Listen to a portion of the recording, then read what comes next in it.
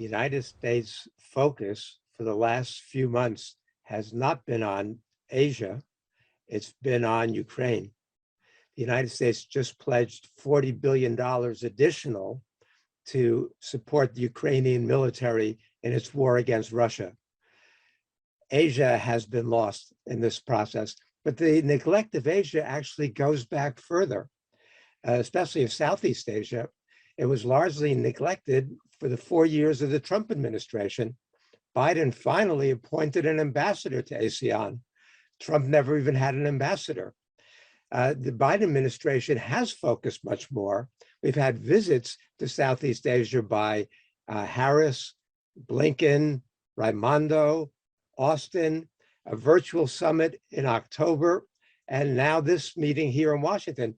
But there has not been a lot of attention paid, because even though Biden came to office saying that his main focus was to be on combating China, because of what's happened in the world between the pandemic and the invasion of Ukraine, the United States has been focused on that region. So Biden is trying to show that he can still deal with Asia also, but he's doing it in his framework. He wants to rally the Southeast Asian countries to support the US against Russia and Ukraine and against China. And that's not the framework that anybody wants to have. The only country of the ASEAN countries that's supporting US sanctions against Russia is Singapore. And so he's not getting support. That framework, this democracy versus autocracy framework that Biden has been touting, is not going to play with these countries. The ASEAN countries made it clear before they got here that they were not going to sign on to an anti-Russian statement. Even though that would have been Biden's hope and his wish, and he tried to nudge them in that direction, there was no interest in doing that. These countries do not want to make a choice.